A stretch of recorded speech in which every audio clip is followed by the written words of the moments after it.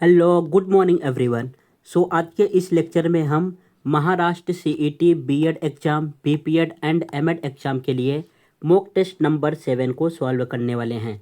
इस टेस्ट में मैंने जो भी क्वेश्चन इंक्लूड किया है सभी के सभी क्वेश्चन 2024 के एग्जाम में पूछे गए थे और सभी क्वेश्चन टीचिंग एप्टीट्यूड से रिलेटेड हैं। फर्स्ट आपको मॉक टेस्ट किस तरीके से सॉल्व करना है।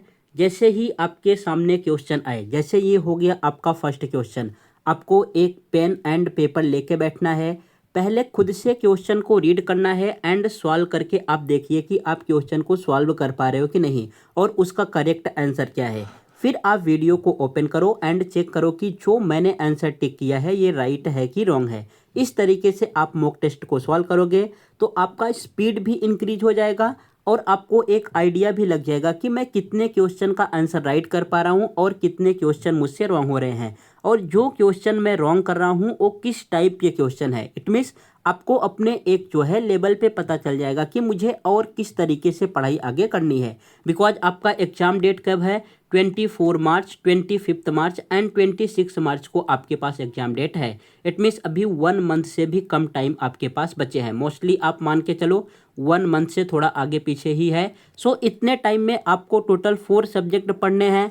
जो आपका रीजनिंग का है, रीजनिंग तो आप प्रॉपर तरीके से करो। रीजनिंग मीन्स मेंटल एबिलिटी का जो है। उसके बाद आपको अगर आपने ईएलसीटी के लिए अप्लाई किया है तो इंग्लिश भी प्रॉपर तरीके से करना है।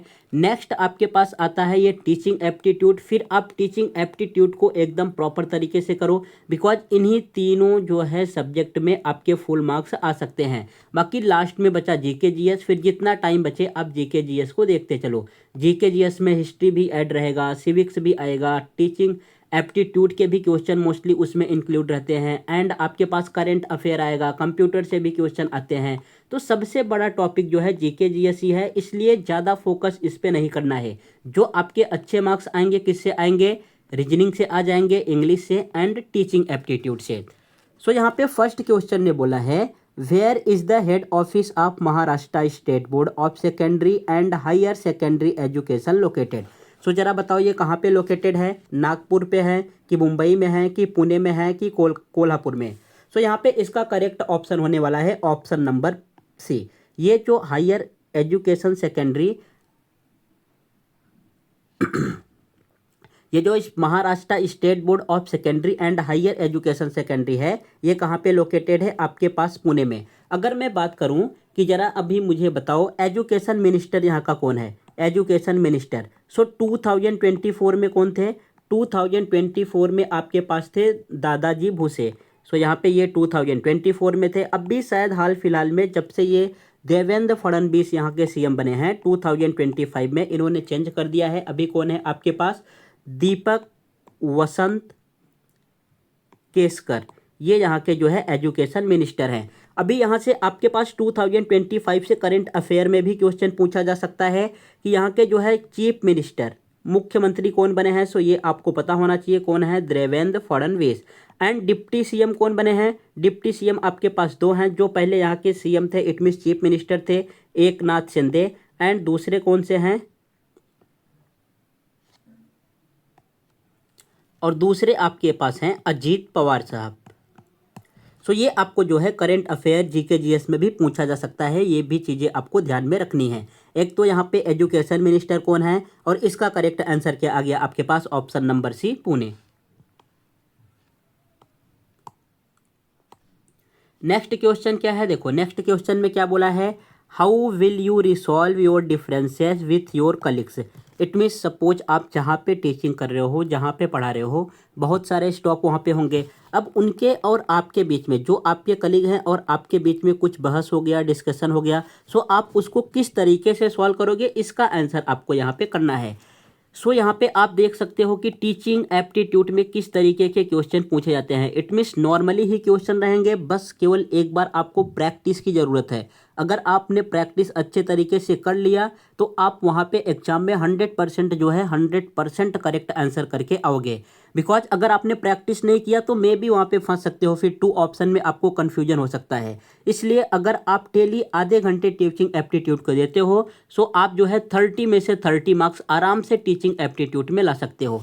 यहाँ पे अभी जरा बताओ आप कैसे रिसॉल्व करोगे? By arguing before other colleagues, दूसरे कलीग्स के सामने जो है बहस करके अपने कलीग से, इस तरीके से आप जो है उस चीज़ को सॉल्व कर पाओगे। Resolve it mutually by trying to know the reason for this, it means आप जो है ट्राई करोगे कि किस लिए ये सब चीज़ें हुआ है, उसका रीजन क्या है, और दोनों आपस में मिलकर सॉल्व करोगे। Complain to the principal, it means आप जो है प्रिंसिपल के सामने जाके उनकी कंप्लेन करोगे, तब जो है ये प्रॉब्लम सॉल्व हो जाएगी। या तो नेक्स्ट है बाई रिडिकुलिंग हिम, इट मीन्स उन्हें जो है अपशब्द करके या उनका मजाक उड़ा के जो है आप इस तरीके से सॉल्व कर सकते हो। सो कौन सा ऑप्शन करेक्ट होने वाला है अभी आपको तो पता ही चल हो गया होगा। Resolve it mutually by trying to know the reason for this, आप जो है आपस में दोनों समझ के सॉल्व कर लोगे कि हमें बीच में किस लिए ये सब चीज़ें चल रही हैं, डिफरेंसेस क्या है, उनका रीजन क्या है। जब आप दोनों को ये पता चल जाएगा तो आपका मैटर खुद अपने आप सॉल्व हो जाएगा। सो इसका करेक्ट ऑप्शन क्या होने वाला है? Option number B. सो इसी तरीके से इजी इजी क्वेश्चन जो है आपके एग्जाम में पूछे जाते हैं। ये भी क्वेश्चन बीएड 2024 के एग्जाम में पूछा गया था।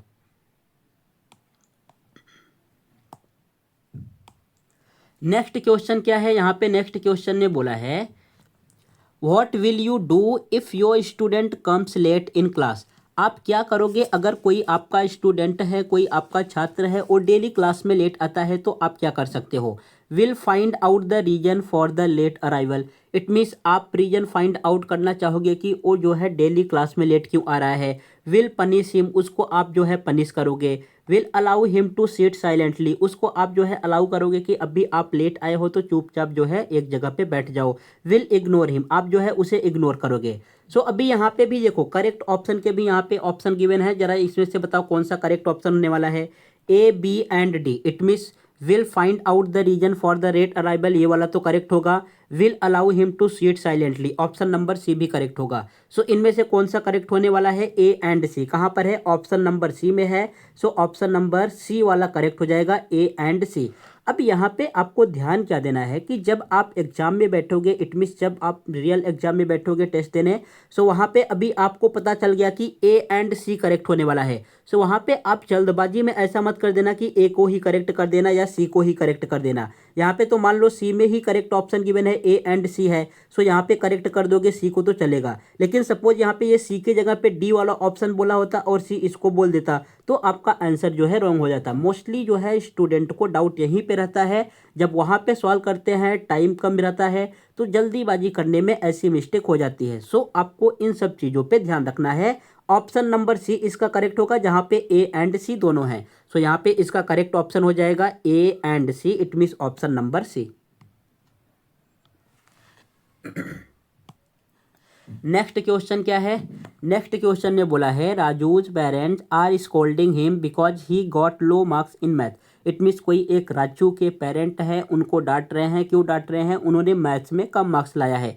Subject rather he good in kho kho, it means और वो क्या है? खो खो खेलने में बहुत अच्छे हैं। Parents evaluated to Santosh on in the basis of, it means parent जो है उनको किस तरीके के, किस बेसिस पे उनको इवेल्युएट कर रहे हैं। यहाँ पे उनके मैथ्स में तो मार्क्स कम हैं लेकिन अदर चीज़ों में वो अच्छे हैं, जैसे खो खो खेलने में वो जो है अच्छे हैं। सो पेरेंट्स जो है किस चीज़ पे उनको इवेल्युएट कर रहे हैं, अब आपको इसका आंसर देना है। सो यहाँ पर है आपके पास क्वालिटीज़ के आधार पे कर रहे हैं, यहाँ पे मार्क्स है, फिर स्किल है, none of the option. So यहाँ पे कौन सा ऑप्शन करेक्ट होगा? Option number B. पेरेंट जो है उनको किस अकॉर्डिंग इवेल्युएट कर रहे हैं? मार्क्स के अकॉर्डिंग। अगर सपोज उनके मैथ्स में अच्छे मार्क्स आ जाते और खो खो में वीक होते तो पेरेंट्स उनको इस तरीके से इवेल्युएट न करते। लेकिन ऐसा करना भी नहीं चाहिए, ऐसा ज़रूरी नहीं है कि सभी स्टूडेंट का सभी सब्जेक्ट एकदम स्ट्रांग हो, कुछ ना कुछ तो फॉल्ट रहता है, इसीलिए जो है स्कूल एंड क्लासेस चलते हैं। सो यहाँ पे करेक्ट ऑप्शन क्या होगा? Option number B. Next question आपके पास क्या है? नेक्स्ट क्वेश्चन ने बोला है which of the following is statement is wrong, इनमें से कौन सा ऐसा स्टेटमेंट है जो रॉन्ग है? फर्स्ट क्या है? Learning is the continuous process, ये तो फर्स्ट वाला राइट है। लर्निंग जो है एक कंटिन्यूअस प्रोसेस है, ये चलता ही रहेगा, ये फर्स्ट वाला करेक्ट है। सेकंड क्या है? Maturity is not important in the learning process, it means learning process में मैच्योरिटी इंपॉर्टेंट नहीं है, तो ऑप्शन नंबर बी यहाँ पे रॉन्ग है। यही आपका राइट आंसर हो जाएगा। कौन सा करेक्ट हुआ? Option number B. जो मैच्योरिटी है ये लर्निंग प्रोसेस में सबसे ज़्यादा इंपॉर्टेंट रोल प्ले करता है, और यहाँ पे लिखा है is not important, so option number B इसका करेक्ट आंसर हो जाएगा। Next question number 36। Question number 36 में क्या बोला है? यहाँ पे स्टूडेंट पे respect fair is back to the teacher हो। इट मीन स्टूडेंट किस तरीके के टीचर को ज़्यादा रिस्पेक्ट करते हैं, उनको देते हैं, ये चीज़ आपको यहाँ पे बताना है। Is the most healthy and handsome, जो टीचर सबसे ज़्यादा हेल्दी हो और हैंडसम हो, स्टूडेंट उनको ज़्यादा रिस्पेक्ट देते हैं, ये ऑप्शन तो रॉन्ग है। कंप्लीट द सिलेबस, जो टीचर जो है अपना सिलेबस कंप्लीट कर दे, मान लो सिलेबस कंप्लीट कर दिया और स्टूडेंट को कुछ समझा ही ना, तो ये भी तो रॉन्ग है सर्वर डिग्रीज, इट मीन्स उनके पास बहुत सारी डिग्रीज हैं, तो इससे जो है कोई मतलब नहीं पड़ता। सो अगर तीनों ऑप्शन रॉन्ग हो गए तो ऑप्शन नंबर डी अपने आप में करेक्ट हो जाएगा। Teachers in right manner, it means कोई टीचर एक राइट मैनर में एक्सप्लेन कर रहा है, राइट मैनर में पढ़ा रहा है, सो स्टूडेंट जो है उसको ज़्यादा रिस्पेक्ट करेंगे। अगर टाइम से अपना सिलेबस भी कंप्लीट कर रहा है, बच्चों को समझ में भी आ रहा है, सब कुछ प्रॉपर तरीके से हो रहा है, सो ऑप्शन नंबर डी इसका करेक्ट आंसर हो जाएगा, टीचर्स इन राइट मैनर। और जो तीनों ऑप्शन दिए हैं ये ऑप्शन कैसे हैं? रॉन्ग है। हेल्दी एंड हैंडसम का कोई मतलब नहीं होता। Complete the syllabus, syllabus complete कर दिया, इसका भी कोई मतलब नहीं है। और उनके पास कितनी डिग्री है, इससे भी कोई मतलब नहीं होता। सो ऑप्शन नंबर डी इसका करेक्ट आंसर है। नेक्स्ट क्वेश्चन क्या है? नेक्स्ट क्वेश्चन ने बोला है which of the following is are the student centred method.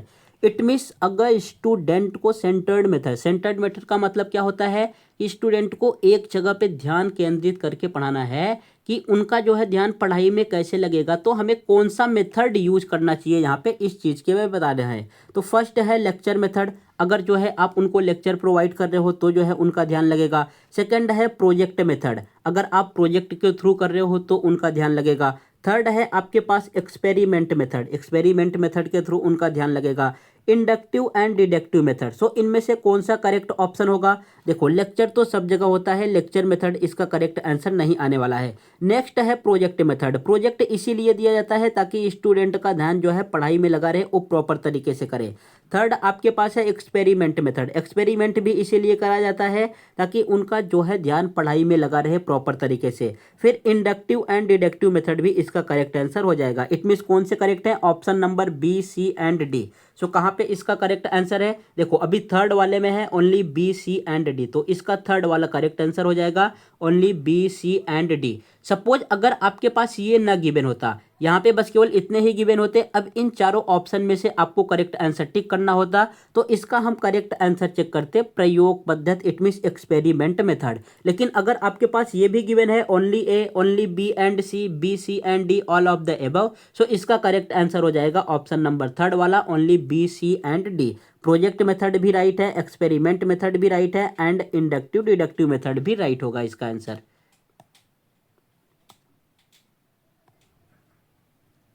Next है क्वेश्चन नंबर 38। क्वेश्चन नंबर 38 में क्या पूछा है? What should teacher focus on while teaching student. Teacher को किस चीज़ पे फोकस करना चाहिए जब टीचर जो है बच्चों को पढ़ा रहे हैं। सो इनमें कौन कौन से ऑप्शन गिवन है? फर्स्ट ऑप्शन है क्लास साइज, हाँ ये तो फोकस करना ही चाहिए कि क्लास साइज जो है कितना बड़ा है, क्लास में कितने स्टूडेंट हैं। अगर कम स्टूडेंट होंगे तो उस तरीके से हम पढ़ाएंगे, ज़्यादा स्टूडेंट हैं तो उस तरीके से आपको पढ़ाना होगा। सो क्लास साइज जो है इस पे मैटर करता है। सेकंड है टीचिंग मेथड एंड डायरेक्शन, आप क्या चीज़ें पढ़ा रहे हो, उससे रिलेटेड ही पढ़ा रहे हो कि अपने टॉपिक से भटक गए हो, कुछ दूसरा बता रहे हो। सो टीचिंग मेथड भी जो है इनमें जो है सही राइट है, एंड डायरेक्शन भी राइट है कि आप किस डायरेक्शन में पढ़ा रहे हो, जो काम की चीज़ें हैं वही बता रहे हो कि दूसरे टॉपिक पे उसका आंसर दे रहे हो। थर्ड है क्लासिफिकेशन ऑफ चिल्ड्रेन, हाँ चिल्ड्रेन का क्लासिफिकेशन भी करना चाहिए कि जो वीक बच्चे हैं उन पे ज़्यादा ध्यान देना है, जो पहले से ही घर पे ही पढ़ के आते हैं उनके पेरेंट्स भी ध्यान दे रहे हैं, अगर उन पे आप कम ध्यान दोगे तो भी चलेगा, सो ये भी राइट है। स्टूडेंट अंडरस्टैंडिंग, जो चीज़ें आप पढ़ा रहे हो वो स्टूडेंट को कितना समझ में आ रहा है, ये भी जो है राइट है। इट मीन्स इसका करेक्ट आंसर ऑप्शन नंबर ए भी है, बी भी है, सी भी है, एंड ऑप्शन नंबर डी है। सो कौन सा करेक्ट आंसर होने वाला है? ए बी सी डी, जहाँ पे सभी मिले ऑप्शन नंबर ए इसका करेक्ट आंसर हो जाएगा, A B C and D. Because class size भी मैटर करेगा, टीचिंग मेथड भी मैटर करता है, क्लासिफिकेशन ऑफ चिल्ड्रेन ये तो सबसे इंपॉर्टेंट है, वीक बच्चों के भी ऊपर ध्यान देना है, एंड जो पहले से स्ट्रांग हैं उन पे कम ध्यान दोगे तो भी चलेगा, एंड स्टूडेंट को जो है जो आप चीज़ें पढ़ा रहे हो समझ में आ रहा है कि नहीं आ रहा है। सो करेक्ट आंसर हो जाएगा option number A, B, C and D. Next question है which of the following is not an objective of using audio visual aids in teaching. It means अगर आप बच्चों को सपोज अभी जो है सब चीज़ें स्मार्ट तरीके से हो रही हैं तो क्लास में जो है स्मार्ट बोर्ड भी आ गए हैं। अब स्मार्ट बोर्ड पे अगर किसी भी चीज़ को आपको बच्चों को दिखा रहे हो, सपोज कोई एक्सपेरिमेंट दिखा रहे हो या कोई उनको कहानी जो है उस पे चीज़ पे लगा के दिखा रहे हो, सो इसका जो है मेन ऑब्जेक्टिव क्या है, इन सब चीज़ों का जो है ऑब्जेक्टिव क्या है और कौन सा ऑब्जेक्टिव नहीं है, इस चीज़ के बारे में आपको बताना है। To improve student comprehension, it means student के नॉलेज को ज़्यादा बढ़ाना है और अच्छे तरीके से समझाना है। सो ये जो चीज़ है आपके पास राइट होगा। फिर to develop interest in learning process, ये भी आपके पास राइट है। इट मीन्स अगर आप ऑडियो विजुअल के जरिए पढ़ा रहे हो सो बच्चों में जो है इंटरेस्ट भी बढ़ेगा और लर्निंग प्रोसेस वो अच्छे तरीके से करेंगे, ये भी आपके पास राइट होगा। To make student aware about their rights, तो इसका मतलब ये नहीं हुआ कि अगर आप इस तरीके से पढ़ा रहे हो तो उनके जो है राइट के बारे में आप बता रहे हो, उनको इस चीज़ के बारे में अवेयर कर रहे हो। सो ये ही इसका करेक्ट ऑप्शन हो जाएगा। ऑप्शन नंबर इसका करेक्ट क्या होगा, सी।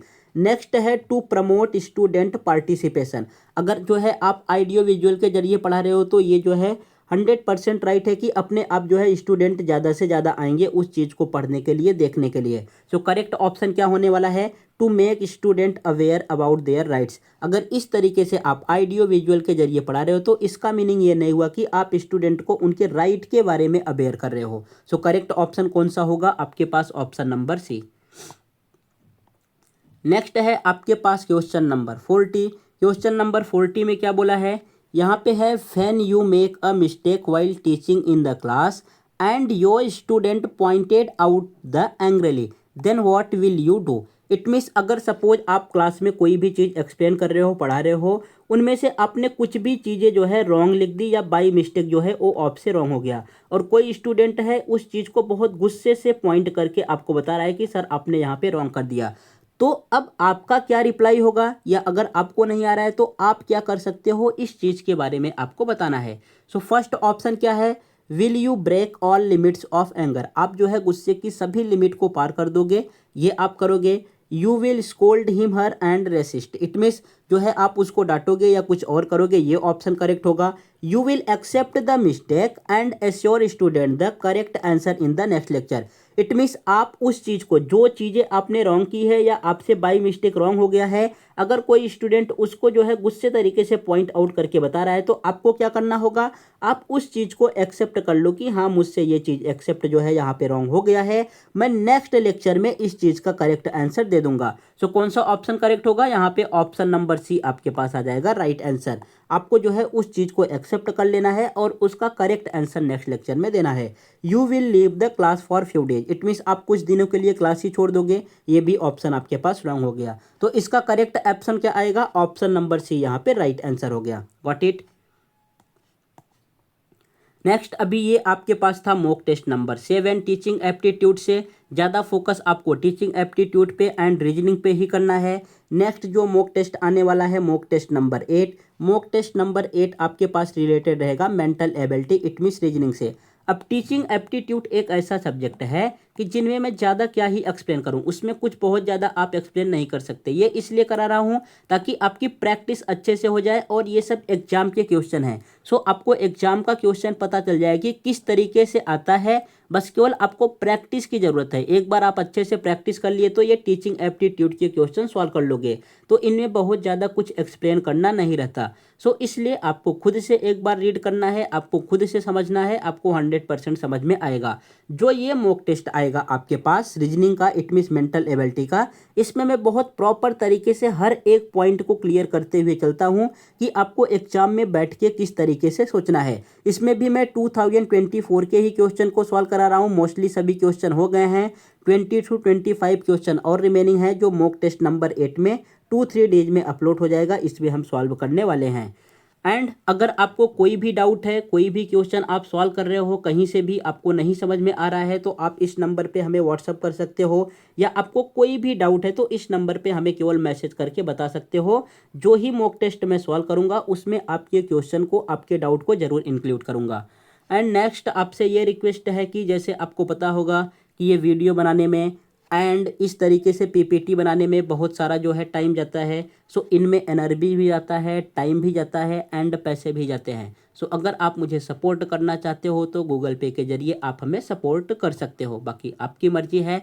फिर मिलते हैं नेक्स्ट लेक्चर में मॉक टेस्ट नंबर 8 में। तब तक आप पुराने जितने भी मॉक टेस्ट हैं उनको प्रॉपर तरीके से आप रिवाइज करो। जो डाउट है आप जो है व्हाट्सअप नंबर पे सेंड कर दो। जैसे ही मैं नेक्स्ट मॉक टेस्ट कराऊंगा आपके डाउट को उस मॉक टेस्ट में इंक्लूड कर दूंगा।